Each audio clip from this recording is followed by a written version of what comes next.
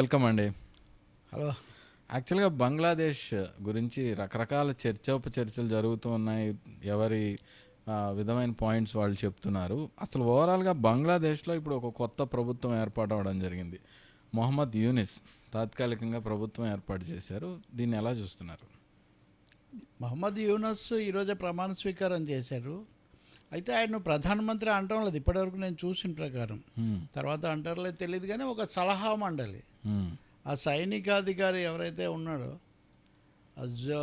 Weaker జుమన్ something like that, ఆయన మేము తాత్కాలికంగా ప్రభుత్వాన్ని ఏర్పాటు చేస్తామని ఒక ప్రకటన చేశాడు. నామకార్థపు అధ్యక్షుడు షాబుద్దీన్, మహమ్మద్ షాబుద్దీన్ అని ఒక ఆయన ఉన్నాడు. ఆయన ఈరోజు ప్రమాణ స్వీకారం చేయించాడు 14 మందితో. దానికి ఈయన హెడ్. సో ప్రధాన సలహాదారు అనుకోవాలి. ఆయన వయస్సు 82 సంవత్సరాలు. నోబెల్ బహుమతి వచ్చిన మాట నిజమే. ఆయన మైక్రో ఫైనాన్సింగ్, గ్రామీణ బ్యాంకులు ఇలాంటి వాటిలో చొరవ తీసుకున్నారు నిజమే. కానీ ఇవన్నీ ప్రపంచ బ్యాంకు సూచనల ప్రకారం జరిగినవే. అందువల్ల బంగ్లాదేశ్లో ఇప్పుడు ఏర్పడినటువంటి ప్రభుత్వం ఒక విధంగా నామకార్థ ప్రభుత్వం, అది ఎక్కువగా సైన్యం కనుసన్నల్లో నడుస్తుంది. అంతర్జాతీయంగా చూస్తే ప్రపంచ బ్యాంకు, IMF, అమెరికా కూటమి ఆ దిశలో నడిచే అవకాశం చాలా ఎక్కువ. బంగ్లాదేశ్ పరోక్షంగా పాకిస్తాన్ ప్రభావం కూడా, పాకిస్తాన్ సైనిక పాలకులు, అలాగే మతపరంగా చూస్తే జమాతే ఇస్లామీ ఇలాంటి ఇస్లామిక్ శక్తులు, వీటి ప్రభావంతో నడుస్తుంది. పైగా కల్లోలితమైంది కదా దేశం. అక్కడ సాధారణ పరిస్థితి నెలకొల్పడమే ఒక సమస్య. యూనస్ ప్రమాణ స్వీకారం చేసిన తర్వాత మొదట చేసిన విజ్ఞప్తే మనకి ఇప్పుడు ఐక్యత చాలా అవసరం, సాధారణ పరిస్థితికి మనం తిరిగి వెళ్ళాలి, ఇలాంటి విజ్ఞప్తి చేశారు. అందువల్ల ఇప్పుడు దాన్ని సాధారణ పరిస్థితికి తేవడం, ఆర్థికంగా కోలుకోవటం అన్నదే ఇక్కడ ప్రధానమైన సమస్య. ఈ యూనస్ అనే ఆయన గురించి, అంటే ఈయనని ఎక్కడి నుంచి సడన్గా తీసుకొచ్చి ఇలా ఈ పదవిలో ఉంచారు? వాళ్ళు తీసుకొచ్చేస్తారండి. ఈయన ఎక్కడి నుంచో ప్యారిస్ నుంచి తీసుకొచ్చారు. ఉదాహరణకు ఆయన 82 ఏళ్ల వయసు అంటే మీకు తెలుస్తుంది, అంత కల్లోలిత దేశాన్ని. కానీ వాళ్లకు విశ్వాసపాత్రులైనటువంటి వాళ్ళు కావాలి. ఉదాహరణకు భారతదేశంలో మన్మోహన్ సింగ్ ప్రధానమంత్రిని చేశారనుకోండి, 10 ఏళ్ళు ఉన్నాడు ఆయన. 10 ఏళ్ళు మోదీ ఉంటే సో 10 ఏళ్ళు ఉన్నారంటే మనకు విశ్వాసంగా ఉంటారు అనేది ముఖ్యం. ఇక్కడ వరల్డ్ బ్యాంక్, IMF హస్తమే చాలా కీలకమైంది. దాన్ని నడిపించడంలో US, కాబట్టి వాళ్ళు నమ్మకం ఉంది కాబట్టి ఉంది. ఈయన గతంలో బంగ్లాదేశ్లో పేదరికం చాలా ఎక్కువగా ఉండేది. అప్పుడు గ్రామీణ మహిళల చేతుల్లో మనం కొంత డబ్బు పెట్టి ఈ డ్వాక్రా గ్రూపులనండి, గ్రామీణ బ్యాంకులనండి, ఈ వ్యవస్థకు ఆయన శ్రీకారం చుట్టాడని చెప్తారు. సో ఆ విధంగా ఆయన దానికి ఆద్యులయ్యాడు. అందుకే ఆయనకు నోబెల్ బహుమతి ఇచ్చారు. మైక్రో ఫైనాన్స్లో స్వల్ప రుణాలు, కొద్ది వడ్డీలు, ఇవన్నీ ఓకే. బంగ్లాదేశ్ కొంత అది ఉపయోగపడిన మాట కూడా నిజమే. కానీ దాని వెనుక ఉన్న ఫిలాసఫీ వేరు. అయితే ఈయన గతంలో ఈమె షేక్ హసీనా ప్రభుత్వానికి పూర్తి వ్యతిరేకంగా ఉండటము, ఆయన మీద కేసులు కూడా తీవ్రంగా పెట్టి 7 ఏళ్ల శిక్ష లాంటిది కూడా పడింది. దాంతో ఆయన బయటికి వెళ్ళిపోయాడు. ఇప్పుడు ఈయన ప్రమాణ స్వీకారం చేయించాలన్నాక న్యాయస్థానం చాలా మేఘాల మీద ఆయన మీద ఉన్న కేసును రద్దు చేసేసింది. అంటే ఇదంతా ఒక ప్రాసెస్ ప్రకారం అంతే కదా. కేసులు ఈ రోజు వాళ్ళు రద్దు చేయటం, ఆయన వచ్చేసి తీసుకోవటం, సలహా మండలి ఏర్పడటం. ఆయన కూడా ఏమంటున్నాడు, ఈ మొత్తానికి నాయకత్వం వహించిన విద్యార్థి నాయకులు నేను ఉండాలని గట్టిగా కోరుకుంటున్నారు. దేశం ఇంత క్లిష్ట పరిస్థితుల్లో ఉన్నప్పుడు నేను కాదని లేక తీసుకున్నానని చెప్తున్నారు. సో దీని అంతటి వెనుక ఒక అరేంజ్మెంట్, చాలా స్పష్టమైన ఏర్పాటు ఒకటి ఉంది. అదృశ్య హస్తాలు, శక్తులు ఉన్నాయనేది పూర్తి స్పష్టం. సార్, విదేశీ హస్తాలు ఉంటాయంటున్నారు. అంటే విదేశీ హస్తాలు ఉన్నమాట నిజమే అయితే ఎవరు? ఇది చాలా కీలకమైన ప్రశ్న అండి. విదేశీ హస్తాలు ఎవరని. మన దేశంలో అయితే కనుక మన మీడియా సహజంగా 2 పెద్ద దేశాలుగా, ప్రత్యర్థి దేశాలుగా చైనా గురించి ఎక్కువగా మాట్లాడుతుంటారు. ఇదంతా చైనా చేయించింది అని. తెలుసుకోవాల్సింది ఏమంటే, చైనాతో షేక్ హసీనా బాగున్నారు. ఆమె ఇండియాతో బాగున్నారు, చైనాతో కూడా బాగున్నారు. చిన్న దేశం. అంతేకాకుండా ఆమె కొంతవరకు దేశంలో మత సామరస్యం, లౌకిక తత్వం అమలు జరపడము, ఈ నిరంకుశ లేకపోతే ఈ మతవాద శక్తులను అణిచిపెట్టడం, ఇవన్నీ కొన్ని రోజులు ఆమె బాగానే చేశారు. కానీ తర్వాత 10 ఏళ్ళు ఇప్పుడు గెలుస్తూ పోయిన తర్వాత 15 ఏళ్ళు అవిచ్ఛిన్నంగా ఉన్నాక ఆమెలో కూడా ఒక ఏకపక్ష ధోరణి పెరిగింది. ప్రజాస్వామ్యం తగ్గింది. ఈ కారణాల వల్ల ప్రజల్లో అసంతృప్తి, దానికి తోడు ఆర్థిక సమస్యలు, కరోనా ఇవన్నీ బాగా దెబ్బతీసాయి. అందువల్ల నిస్సందేహంగా బంగ్లాదేశ్లో అంతర్గత పరిస్థితి బాగలేకపోవటం నిజమే. మ్మ్. అలాంటి సమయంలో ఇస్లామిక్ శక్తులు, జమాతే ఇస్లామీ మళ్ళీ ముందుకు వచ్చి మ్మ్. దీన్ని పెంచాయి. ఒక మాట రెండు భాగాలుగా చూడాలి దీన్ని. మ్మ్. ఖచ్చితంగా అంతర్గతంగా వచ్చిన అశాంతి వల్ల, తిరుగుబాటు వల్లనే ఆమె పదవి కోల్పోయారు. ఓకే.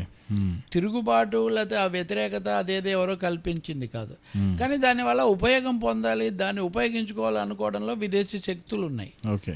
ఎవరు ఆ విదేశీ శక్తులు అని మనం చూస్తే మొట్టమొదటిది పాకిస్తాన్. మ్మ్.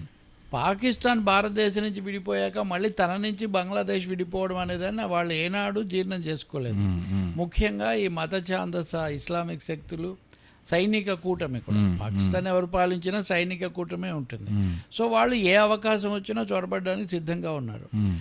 రెండవది, బంగ్లాదేశ్ కూడా ఈ శక్తుల వల్ల ముప్పు ఎదుర్కొంది. కనీసం 6 నియంతలు పాలించారు ఇప్పటికి బంగ్లాదేశ్ను. మ్మ్. ఇది ఓకే. 71లో విముక్తి అయిన తర్వాత. మ్మ్. అందువల్ల ఈ 2 రకాల శక్తులు కలిసి చేసాయి. మూడోది ఏమంటే చైనా. ఓకే. షేక్ హసీనా చైనాతో స్నేహంగా ఉండడం అమెరికాకు బొత్తిగా ఇష్టం లేదు. అమెరికాకు ఆధిపత్యం కావాలి. చైనా ఇక్కడ దగ్గరగా ఉండటము, పక్కన భారతదేశంతో వైరుధ్యాలున్నా సర్దుకోవటం వాళ్ళు ఏనాడు జీర్ణం చేసుకోలేదు. మ్మ్. ఆఫ్ఘనిస్తాన్లో కూడా తాలిబాన్ల రాజ్యం వచ్చింది. సో ఇన్ని కారణాల వల్ల అమెరికా అన్కంఫర్టబుల్గా ఉంది ఈ పరిస్థితుల్లో. ఓకే. సో వాళ్ళు దీన్ని పరోక్షంగా అడ్వాంటేజ్గా తీసుకున్నారు. అండ్ మ్మ్. పాకిస్తాన్ సైనిక కూటమి ఎప్పుడూ అమెరికాకు లోబడి ఉంటుంది. Oh. They are friends with China also. Hmm. But అల్టిమేట్గా ఆయుధాలు, ఆర్థిక సహాయం వాళ్ళు అమెరికా. అదే అడగబోతున్నాను. అంటే పాకిస్తాన్ వ్యతిరేకం అంటున్నారు, చైనాకి ఏం సంబంధం లేదంటున్నారు. పాకిస్తాన్ చైనా కూడా ఒకే కూటమిలో ఉన్నాయి కదా. That is true. అంటే శత్రువు మిత్రుడు అన్న పద్ధతిలో స్నేహం ఉండటం వేరు. క్యాంప్ ఫాలోయర్ అంటారే, పూర్తిగా వాళ్ళ దీంట్లోనే నడవడం వేరు. చైనాలో ఉన్న సిస్టమ్ రీత్యా వాళ్ళు పాయింట్కి మించి మొత్తం కలవటం కుదరదు. అదే మీరు అమెరికా విషయం తీసుకుంటే వాళ్ళు ప్రపంచంలో కూడా ఇప్పుడు సౌదీ అరేబియా ఉంది. ఎక్కడైతే బిన్ లాడెన్ వచ్చాడో ఆ దేశం కూడా అమెరికాతో చాలా బాగుంటుంది. అసలు ప్రజాస్వామ్యాలే లేవు. వాళ్ళు ఏ ఇరాన్లోనో కొరియాలోనో లేదని గొడవ చేస్తుంటారు. ప్రజాస్వామ్యం మాటే లేని షేక్ డమ్ములు నడుస్తున్న దేశాలతో వాళ్ళకి సత్సంబంధాలు ఉంటాయి. సో వాళ్ళు దేన్నైనా America who ever is the president of America should rule the world అనేది వాళ్ళ ప్రిన్సిపల్. అందుకని పాకిస్తాన్తో వాళ్ళు నిలబెడతారు. తాము కాకపోతే ప్రపంచ బ్యాంకు వీటి ద్వారా అప్పులు ఇప్పిస్తారు. అందుకని పాకిస్తాన్ చేసినవి ప్రధానంగా మొదట అమెరికా తరఫున, తర్వాత ఇండియా కోణంలో చైనా పాత్ర కూడా ఉంటుంది. కానీ ఇక్కడ షేక్ హసీనా చేసిన చివరి పర్యటన కూడా చైనాకే. మన దేశంలో కూడా మీడియాలో వార్తలు వచ్చాయి, హసీనాను అవమానించారు, చైనా అధ్యక్షుడు కొద్దిసేపు కూడా కలుసుకోలేదు ఈ పద్ధతిలో. ఎందుకు అంటే వ్యతిరేకత వల్ల కాదు, ఇంకా ఉపయోగం లేదు. షేక్ హసీనాని ఇంటి దారి పట్టిస్తున్నారు, ఈమె పని అయిపోయింది, ఈమె గురించి వృధా అన్న పద్ధతిలో వాళ్ళు వ్యవహరించారు. కాబట్టి చైనాకు అక్కడ అమెరికా ప్రయోజనాలు నెరవేరడం చైనాకి ఇష్టం ఉండదు. చైనా అమెరికా వైరుధ్యానికి ఇప్పుడు బంగ్లాదేశ్ కూడా ఒక బిందువు అవుతుంది. ఇక్కడ అంతర్జాతీయ నిపుణుల అంచనా ప్రకారం అమెరికాకు మేలు జరుగుతుంది, పాకిస్తాన్ కూడా దీన్ని ఇంకా ప్రొవోక్ చేస్తుంది. రైట్. అసలు షేక్ హసీనా గారి పాలనే దీనికి కారణం అంటారా, లేదంటే రకరకాల ఇతర శక్తులు? రెండు విషయాలండి. షేక్ హసీనా కానీ వాళ్ళ నాన్న ముజిబుర్ రెహమాన్, ఆయన బంగబంధు వ్యవస్థాపకుడు, ఆయన కానీ ఇందిరాగాంధీలాగా నెహ్రూలాగా వాళ్ళు ప్రగతిశీలంగా ప్రారంభమయ్యారు. సైనిక నియంతృత్వాన్ని వ్యతిరేకించి దేశాన్ని విముక్తి చేసుకున్నారు. ఆ సమయంలో అమెరికా, సోవియట్ యూనియన్ మధ్యలో వాళ్ళు సోవియట్ యూనియన్కు ఇండియా, బంగ్లాదేశ్ దగ్గరయ్యాయి. ఇదంతా నిజమే. కానీ దేశంలోకి వచ్చేసరికి ప్రత్యర్థులను అవామీ లీగ్ వాళ్ళ పార్టీ ప్రత్యర్థి పార్టీలను నిషేధించటము, అణచివేయటము, జైల్లో పాలు చేయటం ఇట్లాంటివి చేశారు. సో ఇలాంటివి చేసినప్పుడు షేక్ ముజిబుర్ రెహమాన్ కుటుంబం మొత్తాన్ని సైనిక నియంత్రణ హయాంలో హతమార్చేశారు. మొత్తం మనం ఏదో చాలా భయంకరమైన సినిమా చూసినట్టుగా లేరు. పొద్దునకంతా మాకంతా గుర్తుంది, అప్పుడు మేము విద్యార్థులుగా ఉన్నాము. ఇందిరాగాంధీ కూడా షేక్ అయిపోయారు. ఇందిరాగాంధీ మీద అప్పటికే దేశంలో వ్యతిరేకతలు పెరుగుతున్న పరిస్థితి. సో ఆమె ఆ తర్వాత ఎమర్జెన్సీ పెట్టడానికి అది కూడా ఒక కారణంగా, పక్కన జరిగింది మనకు కూడా రేపు జరగవచ్చు, చాలా జరిగాయి. సో ఇండియాకైతే బంగ్లాదేశ్ స్నేహంగా ఉండింది. అప్పుడు షేక్ హసీనా ఒకరు విదేశాల్లో ఉన్నారు. ఓకే. ఆమె విదేశాల్లో ఉన్నందువల్ల బతికిపోయారు, కానీ లేకపోతే కుటుంబ సభ్యులు ఉన్న వాళ్ళందరినీ వాళ్ళు చంపేశారు. ఓకే. ఓకే. అప్పుడు షేక్ హసీనా అప్పుడప్పుడే పెళ్ళయింది. ఆమె వచ్చి ఢిల్లీలో మ్మ్. కొద్ది రోజులు ఉండి మళ్ళీ ఆశ్రయం పొంది మళ్ళీ తర్వాత తిరిగి వెళ్ళారు. మ్మ్. ఒక మొదట ఎర్షాద్ అని, జియా ఉర్ రెహమాన్ అని చాలామంది సైనిక నియంత్రణ తర్వాత అక్కడ ప్రజాస్వామ్యం మళ్ళీ వచ్చి ఈమె అవామీ లీగ్ తరఫున ఈమె, మ్మ్. అలాగే జియా ఉర్ రెహమాన్ భార్య ఖలేదా జియా, మ్మ్. ఆమె కూడా భర్త చనిపోయాక మ్మ్. బంగ్లా నేషనల్ పార్టీ బిఎన్పి, ఇది జియా ఉండగానే పెట్టారు. ఓకే. ఈ బంగ్లా బిఎన్పి అంటే ఓకే. ఇది అవామీ లీగ్. మ్మ్. మ్మ్. సో ఈ రెండు పార్టీల మధ్య రాజకీయం నడిచింది. ఆమె కొన్నాళ్ళు ప్రధానిగా ఉన్నారు. మ్మ్. ఎక్కువ కాలం హసీనా ఉన్నారు. దానికి ఒక కారణం హసీనా ఇండియాతో స్నేహంగా ఉండటం. మ్మ్. బిఎన్పి ఏమో కొంచెం ఇస్లామిక్ శక్తులకు దగ్గరగా ఉంటుంది. ఓకే. సో ఇది ఇక్కడ నేపథ్యం. ఇక్కడ నరేంద్ర మోదీ వచ్చిన తర్వాత బంగ్లాదేశ్ మరింత సన్నిహితమైంది. ఆమె 1-2 సార్లు వచ్చారు. మ్మ్. పైగా మనం ఒకటి గుర్తుపెట్టుకోవాలి కదా, వెస్ట్ బెంగాల్, ఈస్ట్ బెంగాల్. అవును.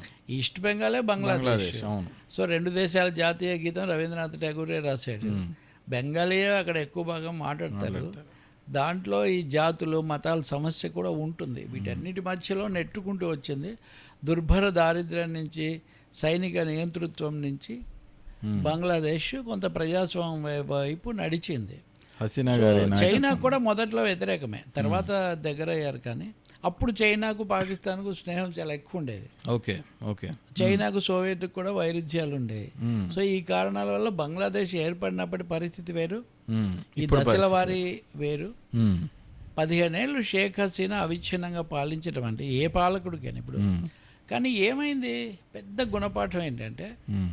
జనవరిలో ఎన్నికైన ప్రధానమంత్రి మ్మ్. ఆగస్టులో పారిపోవాల్సి వచ్చింది. మ్మ్. అంటే ఇప్పుడు 3/4 సీట్లు ఆమెకు. మ్మ్. ఎన్నికలే సరిగ్గా లేవని ఆరోపణలు. మ్మ్. కాబట్టి ఈ వ్యవస్థలు ఎవరైనా అంతా మాదే, ఇంకా చెలామని, ఇంక ఎదురు లేదనుకుంటే పొరపాటని ఇప్పుడు అర్థమవుతుంది. ఏం చేయబోతున్నారు సార్ హసీనా గారు? అంటే ఇండియాలోనే ఉండి మళ్ళీ బంగ్లాదేశ్ వెళ్తారా, లేదంటే వేరే విదేశాలకు వెళ్తారా? లేదు, ఆమె గురించి ఒక వార్త వచ్చింది. ఆమె కొడుకు చెప్పాడు, మ్మ్. అసలు ఆమె ఈసారి ఎన్నికల్లో పోటీ చేయాలనుకోలేదు, మ్మ్. తప్పనిసరి పరిస్థితుల్లో చేశారు. ఇప్పుడు ఎలాగో జరిగింది కాబట్టి ఇంకా ఆమె తిరిగి రాబోదు, బంగ్లాదేశ్కి రాదు. మ్మ్.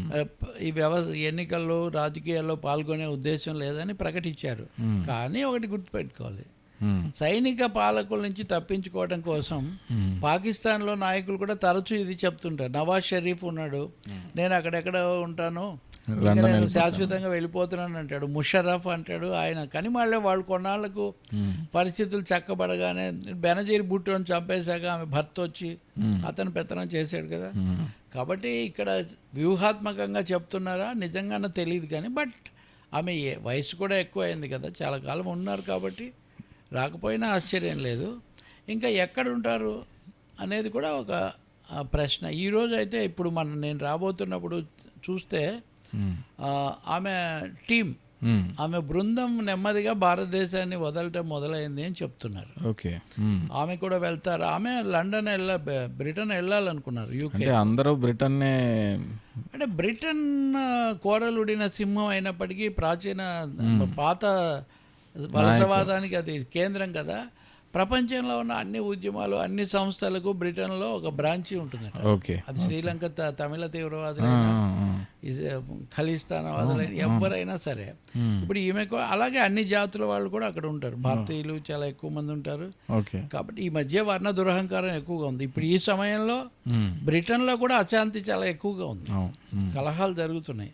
అది కూడా ఒక కారణం కావచ్చు. వీళ్ళు అడిగారు బ్రిటన్కి వెళ్తామని, విమానం కూడా బయలుదేరింది. కానీ యూకే ప్రభుత్వం ఒప్పుకోలేదు. ఓకే. ఈ మధ్య అక్కడ కొత్త ప్రభుత్వం, లేబర్ పార్టీ ప్రభుత్వం వచ్చింది కదా. వాళ్ళు ఏమన్నారంటే, మీరు మా దగ్గరికి వచ్చి ఉంటే వేరే విషయం, మీరు వేరే దేశంలో ఉండి ఆల్రెడీ అసైలం తీసుకొని అక్కడి నుంచి మా దగ్గరికి రావటం అంటే మేము పని కట్టుకొని కల్పించినట్టుగా ఉంటుంది కదా. So first the country of first destination is best safest place అని మా ఫిలాసఫీ అని చెప్పారు. ఇవన్నీ కూడా తప్పించుకునే కార్యక్రమాలు. ఎందుకంటే అమెరికాకు ఇష్టం లేని పని వాళ్ళు చెయ్యరు. ఇంకో ఏదైనా అరబ్ దేశానికో లేకపోతే గల్ఫ్ దేశానికో పోతారేమో అని ఒక అంచనా. ఓకే. భారతదేశం భారతదేశం మటుకు మొదట ఉందా? లేదు. భారతదేశం మటుకు మొదట రాగానే ముందు ఆమెకు రక్షణ ఇచ్చారు, తర్వాత మేము శాశ్వతంగా ఇవ్వలేమన్నారు. దాంట్లో మన సమస్యలు కూడా ఉన్నాయి. పక్క దేశంగా మన మీద ఇచ్చామని మళ్ళీ కోపం రావడం, ఇట్లాంటివి ఉండటం. అప్పుడు దలైలామాకి ఇచ్చినందుకే చైనాకు ఇప్పటికీ ఇండియాకు చైనాకు అదొక పెద్ద సమస్య. మీరు ఏదైనా చూసుకునే వరకు మేము మీకు ప్యాసేజ్ ఇస్తామన్నారు.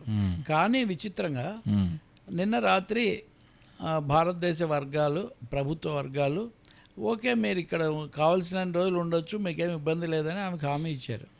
కానీ ఇచ్చిన తర్వాత మరి ఇప్పుడు ఆమె బ్యాచ్ పోతున్నారంటే ఇంకెక్కడో ఆమెకు ఆశ్రయం దొరుకుండాలి. ఇంకో పెద్ద సమస్య అంటే ఇవన్నీ ఒకటే దేశం కదా, ఒకప్పుడు ఉపఖండం అనేవాళ్ళు, అంత పెద్ద దేశం ఇది. కాబట్టి సేఫ్టీ క్వశ్చన్ కూడా ఉంది. They can very easily reach New Delhi ఏదో రూపంలో. అందువల్ల సేఫ్టీ రీత్యా ఎక్కడ దూరంగా రహస్యంగా ఉండాలని కూడా ఆమె అనుకోవచ్చు. పైగా వీళ్ళంతా చనిపోయారు కదా పాపం, పాకిస్తాన్ బంగ్లాదేశ్ నాయకులు చాలామంది. మోడీ ఒక సందేశం ఇచ్చారు, దాన్ని ఎలా చూడాలి? మొట్టమొదటిదే భారతదేశం విదేశీ సంబంధాలు ఇరుగు పొరుగు దేశాల్లో కొంతవరకు పరిపక్వత ప్రదర్శిస్తుంది. హడావుడి నీజర్క్ అంటే ఇప్పుడు బంగ్లాదేశ్ పరిణామాల మీద ఇంతవరకు మనం అధికారికంగా ఏం స్పందించలేదు. ఇదే మొదటి స్పందన. అంటే అక్కడ హసీనా పారిపోతే ఆమెకు మనం ఆశ్రయం కల్పించి రక్షణ కల్పించి కూడా అక్నాలెడ్జ్ చేయలేదు దాన్ని బహిరంగంగా. ఇవన్నీ మామూలులో జరిగినవి, అందరికీ తెలుసు ఈ విషయాలు, మీడియాలో వస్తాయి. యూనస్ ప్రమాణ స్వీకారం చేశాక యూనస్ను అభినందిస్తూ మోదీ సందేశం పంపించారు. సో అది ఒక విధంగా లాంఛనం, ఇంకో విధంగా కీలకం కూడా. ప్రోటోకాల్ ప్రకారం మేము ఇస్తున్నాము, రెండోది మేము గుర్తిస్తున్నాము అని. మీరు ఈ కొత్త బాధ్యతలో మీరు మరింత రాణించాలని ప్రొఫెసర్ను అభినందించారు. అంటే ఇక్కడ ఏంటి కొత్త బాధ్యత అన్న దాంట్లో ఆ కొత్త బాధ్యతలు అన్ని అర్థాలు దాంట్లో ఉన్నాయి. అంటే కానీ మీరు ఇందాక చెప్పిన ప్రకారం ఆయన ప్రధానమంత్రి కాదు, సలహాదారు. అది ఇప్పటికి ఇంకా క్లారిటీ లేదు. నేనైతే అంతే అనుకుంటున్నా. ఆయన ఉన్న తాత్కాలిక ప్రభుత్వ అధినేతగా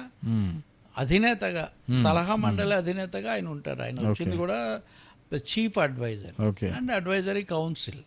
మరి వాళ్ళు పేరు పెడతారా లేదా, వాళ్ళకి ఏం రాజ్యాంగాలు సైనిక పాలన అన్నప్పుడు ఏమి ఉండదు కదా. ఈ మహమ్మద్ సత్తార్ అనే ఒక మొక్కుబడి అధ్యక్షుడిగా ఉంటాడు. మొక్కుబడి అధ్యక్షుడికి సలహా ఏముంది, సైన్యానికి ఇష్టం కాబట్టి ఈయన పెట్టారు.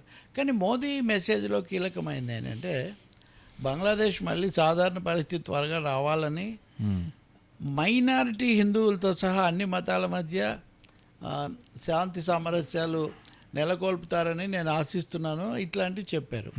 సో ఇక్కడ కీలకం ఏమంటే ఈ ఘటనలు వీటన్నిటి సందర్భంలో హిందువుల మీద చాలా ఎక్కువ దాడులు జరుగుతున్నాయి. భారతదేశం ఎందుకు మౌనంగా ఉంది?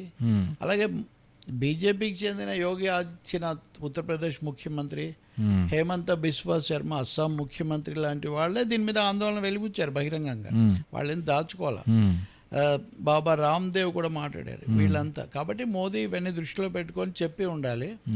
ఒకటేమంటే ఇరుగు పొరుగు దేశాలుగా శాంతి ప్రజాస్వామ్యం కోరుకోవటం వేరు. ఇప్పుడు నేను ఇందాక మీకు ఒక మాట చెప్పాను, మొదటి దశలో ప్రజల కల్లోలం అశాంతి నిజం. కానీ మలి దశలో అన్ని రకాల శక్తులు అక్కడ కుట్ర చేస్తున్న మాట నిజం, తమ చేతుల్లోకి తీసుకోవాలని. అందులో మత శక్తులు కూడా ఉంటాయి. సహజంగా ఏ మత ఛాందసమైనా ఇంకో మతం మీద వాళ్ళు దాడి చేస్తారు. భారతదేశం నుంచి చీలిపోయి బంగ్లా సంస్కృతి కూడా ఉన్న చోట సహజంగా హిందువులు ఎక్కువ సంఖ్యలో ఉంటారు కదా. కాబట్టి ఆ దేవాలయాల మీద వాటి మీద దాడులు జరుగుతున్నాయి అంటున్నారు. వాటిని మనం ఒక ప్రజాస్వామిక రాజకీయ కోణంలో చూడగలుగుతాం. కానీ మతపరమైన దీనిగా ఇదేదో అక్కడున్న దాన్ని తెచ్చి భారతదేశంలో హిందూ ముస్లిం వివాదాలుగా అలా చూడటం అనేది సరికాదు. ఎందుకంటే నేను ఇందాకే ఒక యూట్యూబర్ ఎవరో కామెంట్ చేస్తే చూస్తున్నా, అప్పుడు అంతా ఆవేశపడ్డారు, ఇప్పుడు ఎవరు ఏం కనపడట్లేదా మీకు ఇవన్నీ జరుగుతుంటే ఇలా ఆవేశపడుతున్నాడు. అది కూడా కరెక్ట్ కాదు. 100 మంది మేధావులు, ప్రొఫెసర్లు, లీగల్ ఎక్స్పర్ట్స్ వీళ్ళంతా ఒక ప్రకటన చేశారు, బంగ్లాదేశ్లో సాధారణ పరిస్థితి ఏర్పడాలి, ఈ హింస ఆగిపోవాలి అని. అందువల్ల ఎక్కడైనా మానవ హక్కులు ఒకటే, మతాలతో సరిహద్దులతో దానికి ఏం నిమిత్తం లేదు. మోదీ కోరుకున్నట్టు ఆ వాతావరణం త్వరగా రావాలని మనం ఆశించాలి. ఇంకో విషయం కూడా చూశాను నేను, ఇంటర్నేషనల్ మీడియాలో వస్తుంది ఏమని అంటే, భారతదేశంలో మీడియా విస్తృతంగా పేర్లు, దేశాల పేర్లు, వాళ్ళు కుట్ర చేశారు, వీళ్ళు కుట్ర చేశారు, ఇవన్నీ చేస్తున్నారు, వాటిని ఏమీ నియంత్రించట్లేదు. Why India allowing this kind of propaganda అని కూడా వాళ్ళు కామెంట్ చేస్తున్నారు. అందుకనే భారతదేశం చాలా బాధ్యతగా ఉండాల్సిన పరిస్థితి. సార్, బంగ్లాదేశ్లో ఇప్పుడు ఒక కొత్త ప్రభుత్వం ఏర్పడింది, రకరకాల పరిస్థితులు అక్కడ ఉన్నాయి. ఇప్పుడు ఇరుగు పొరుగు దేశాలతో రాబోయే రోజుల్లో బంగ్లాదేశ్ పరిస్థితి ఎలా ఉండబోతుంది? అంటే బంగ్లాదేశ్ పరిస్థితి కదా, ఇండియాకు కూడా ఇది ఒక సమస్య కదా. ముందు ఇప్పటికే ఇండియాకు చుట్టుపక్కలంతా ఒక వలయంలాగా ఉంది. శ్రీలంక ఉంది, అక్కడ అంతకుముందే తమిళ సమస్య అది పరిష్కారం అయినప్పటికీ ఆర్థికంగా పూర్తి దివాళా ఎత్తి అసలు ఒక ఉదాహరణగా శ్రీలంక నమూనాగా పేర్కొంటున్న పరిస్థితి. శ్రీలంక మీద ఆధిపత్యానికి చైనా ప్రయత్నిస్తుంది, ఇండియా కాపాడుకోవాలి, ఇది నడుస్తోంది. రెండో విషయము, పాకిస్తాన్తో ఏనాడు మనకు సంబంధాలు లేవు, అసలు ఇప్పుడు మరీ చాలా కాలంగా చర్చలు కూడా లేవు, పూర్తి అదేదో పచ్చగడ్డేస్తే అన్నట్టుగా వాళ్ళు వ్యవహరిస్తూ ఉంటారు. చైనాతో రెండు పెద్ద దేశాలు బ్రిక్స్లో కలిసి ఉంటాయి, షాంఘై ఇనిషియేటివ్లో కలిసి ఉంటాయి, అయినా కానీ రెండు దేశాల మధ్య వైరుధ్యాలు ఉంటాయి. కాకపోతే పెద్ద దేశాలు పరిపక్వత కలిగినవి కాబట్టి వాటిని నియంత్రించుకుంటూ ఉంటాయి, చర్చలు జరుపుతుంటాయి. కానీ చైనా ఎప్పటికీ అమిత్ర దేశంగానే భారతదేశంలో ఒక భావన. దానికి తగినట్టే అమెరికా ఏర్పాటు చేసినటువంటి కూటములు క్వాడ్లో భారతదేశం చేరింది. అమెరికాకు చైనాకు అంతర్జాతీయంగా చాలా వైరుధ్యం. చైనా పరిస్థితి అది. భూటాన్ చిన్న దేశమే కానీ అది దానికి శక్తి లేదు, కానీ అది కూడా ఏమీ భారతదేశాన్ని స్వాగతించే పరిస్థితి లేదు. మయన్మార్ అంటే పాత బర్మా, ఎప్పుడు అక్కడ సైనిక పాలన, ఎవరు జూంటా వాళ్ళు ఎవరు అరెస్ట్ చేస్తారో, ఎప్పుడు ప్రభుత్వానికి పడగొడతారో తెలియదు, అది ఉద్రిక్తత. ఇంకా ఆఫ్ఘనిస్తాన్కి వస్తే తాలిబాన్లు, వాళ్ళు పూర్తిగా వాళ్ళ రాజ్యం, వాళ్ళకి పాకిస్తాన్తో సంబంధాలు, వాళ్ళు అమెరికాతో తగాదా అంటున్నా కానీ ఆ ఉగ్రవాద శక్తులకు వాళ్లకు ఉంటుంది, ఈ అరబ్ ఇస్లామిక్ దేశాలతో రకరకాల సంబంధాలు. ఆఫ్ఘనిస్తాన్ అది ఎప్పుడూ సమస్యాత్మకమే. ఉన్నంతలో ఇండియాతో వాళ్ళు సరిగ్గా ఉంటారు, ఎందుకంటే ఢిల్లీకి కాబూల్కు అంత సామీప్యత కాబట్టి. నేపాల్లో అయితే అక్కడ కమ్యూనిస్ట్ ప్రభుత్వము, కమ్యూనిస్ట్ కాంగ్రెస్ ప్రభుత్వం ఉంది. అంతకుముందు పోయింది కూడా కమ్యూనిస్ట్ ప్రభుత్వమే. అస్థిరత్వం చాలా ఎక్కువగా ఉంది అక్కడ. చైనా ప్రయోజనాల, ఇండియా ప్రయోజనాల అన్నట్టుగా అదొకటి నడుస్తూ ఉంటుంది. సో మీరు అలా చూస్తే ఇంకో దేశం కూడా ఉంది, అది కూడా ఇదే సమస్య. కాబట్టి ఎక్కువగా భారతదేశం ఇరుగు పొరుగు సంబంధాలు చైనా కోణంలో ఒకవైపు, ఇస్లామిక్ శక్తులు అనేది ఒకవైపు, మూడోది పెద్ద దేశంగా చుట్టూ ఉన్న చిన్నవాటి మీద వీళ్ళేదో మాట ఆధిపత్యం చేస్తుంటారు అనే ఒక ప్రతికూలత ఒకవైపు. అన్నిటినీ మించి మోదీ వచ్చిన తర్వాత కూడా భారతదేశం గట్టిగా నిలదొక్కుంది, తన ఇది చూపిస్తుంది అని. మయన్మార్లో కూడా ఒక దశలో మన సైన్యాలు కొంత దూరం వెళ్ళి ఉగ్రవాదులను అణిచొచ్చాయి. అలాగే సర్జికల్ స్ట్రైక్స్ ఇట్లాంటివి అన్న మాటలు కూడా మనం విన్నాం. కాబట్టి ఒక ఉద్రిక్త పరిస్థితులు ఉన్నాయి, రాజకీయంగా, విదేశీ సంబంధాల రీత్యా, ఆర్థికంగా, అన్ని విధాలు కూడా. చైనా ఏమో బెల్ట్ అండ్ రోడ్ ఇనిషియేటివ్ అని, BRI అని, ఈ దేశాలు చాలా వాటిని అందులో ఇంక్లూడ్ చేసింది. పాత సిల్క్ రోడ్డును పునరుద్ధరిస్తామని. కాబట్టి ఎంతసేపటికి మన వాళ్ళు చైనాతో అనుకుంటున్నారు, కానీ ఈ చుట్టుపక్కల ఉన్న దేశాల ద్వారా వెస్ట్రన్ పవర్స్ ఎలా చొరబడుతున్నాయి, అవి ఏం చేస్తాయి, రేపు అమెరికా దేశ ఎన్నికల్లో ఏం జరుగుతుంది, ట్రంప్ వస్తే ఎలా ఉంటుంది, మళ్ళీ కమలా హారిస్కు ఇండియన్ ఆరిజిన్స్ కూడా ఉన్నాయి. కాబట్టి చాలా కోణాల్లో వీటిని ఆలోచించి మనం బాధ్యత కలిగిన దేశంగా వ్యవహరించాల్సిన అవసరం, కాపాడుకోవాల్సిన అవసరం ఉంది ఇక్కడ. వాటికంటే మనకు ఎక్కువ బాధ్యత, మనకు స్టేక్స్ చాలా ఎక్కువ. అంటే బంగ్లాదేశ్లో ఏం జరిగినా దాన్ని డైరెక్ట్ ఖచ్చితంగా పక్కనే మనం ఇది ఉంటాము. కాబట్టి పైగా దాన్ని ఏర్పాటు చేయడంలో ఇండియా పాత్ర వహించిందనే ఒక వ్యతిరేకత కూడా అక్కడ ఆ శక్తుల్లో ఉంటుంది. దీన్ని ఎవరు బయట దేశాలు సహించబోవు. కాబట్టి ఇన్ని సమస్యలు ఉన్నాయి. బంగ్లాదేశ్ అలా జరగటం ఈ దశలో ఇండియాకు కొంత ప్రతికూలమైన పరిణామమే. అక్కడ శాంతి ఉండాలని మనం కోరుకోవాలి, అది మనకు కూడా మంచిది. మూడవది, మతపరమైన హింస పెరిగితే అది చిల్లోవర్ ఇటువైపు వచ్చే అవకాశం కూడా చాలా ఎక్కువగా, స్పిల్లోవర్ అయ్యే అవకాశం కూడా ఉంటుంది. సో దాని గురించి కూడా చాలా జాగ్రత్త పడాల్సిన అవసరం ఉంది. ఓకే, ఇప్పుడు అసలు బంగ్లాదేశ్ ఎటు పయనించిపోతుందండి? అది పెద్ద ప్రశ్న. ఇందాక నేను చెప్పినట్టుగా యూనస్ ఏమో ఐక్యత కావాలి అవి ఇవి అని చెప్తున్నారు. కానీ ఒకటేమో సైనిక నియంతలు, రెండో వైపున జమాతే ఇస్లామీ లాంటి శక్తులు, మూడో వైపున బయట నుంచి ఇన్ను తెచ్చి ప్రతిష్ఠించి నడిపించే శక్తులు. సో బంగ్లాదేశ్ కొంతవరకు పరాధీనమైన అప్రజాస్వామికమైన పరిస్థితుల్లో నడుస్తుంది. ఇప్పుడు బంగ్లాదేశ్కు కీలకం ప్రజాస్వామ్యాన్ని, లౌకిక దీన్ని విలువలను, వాతావరణం, ప్రజాస్వామ్య మత సామరస్య వాతావరణాన్ని కాపాడుకోవటం ఇప్పుడు అక్కడ చాలా కీలకం. భారతదేశం కూడా ఏమాత్రం ఒక అడుగు ముందుకు వేయకూడదు, ఒక అడుగు వెనక్కి వేయకూడదు, ఆచితూచి స్పందించాల్సిన అవసరం ఉంది. ఏమాత్రం మాట్లాడినా జోక్యం అంటారు అని రెచ్చగొట్టే అవకాశం ఉంటుంది. అలా అని పట్టించుకోకుండా ఉంటే మీ వాళ్ళను మీరే పట్టించుకోరా ఇంకెవరు అన్నది కూడా వస్తుంది. కాబట్టి చాలా జాగ్రత్తగా ఉండాలి. ఈ కోణంలోనే కేంద్రం అఖిలపక్ష సమావేశం కూడా జరిపి ఈ విషయాలన్నీ వాళ్ళకి చెప్పారు. అందరూ కూడా మేము మీ విధానాన్ని బలపరుస్తామని చెప్పారు. అక్కడ రాహుల్ గాంధీ ప్రతిపక్ష నాయకుడు కదా, 1-2 సార్లు దీని వెనుక మీరు విదేశీ హస్తం ఉంది అనుకుంటున్నారా, ఏం చేయాలనుకుంటున్నారు, ఇట్లాంటి ప్రశ్నలు అడిగాడు ఆయన. కానీ ప్రభుత్వం మటుకు మేము పరిస్థితిని జాగ్రత్తగా గమనిస్తున్నాం, పరిస్థితి ఎలా మలుపు తిరుగుతుందో చూసి దాన్ని బట్టి మనం స్పందించాల్సి ఉంటుంది, ఇలా దౌత్యపరమైన భాషలోనే మాట్లాడారు. అందుకని చాలా సున్నితమైన పరిస్థితిని సున్నితంగానే ఎదుర్కోవాల్సిన అవసరం ఉంటుంది. రైట్ రావు గారు, థ్యాంక్ యూ అండి. బంగ్లాదేశ్ సమస్య గురించి కూలంకషంగా చర్చించినందుకు thank you very much. Thank you.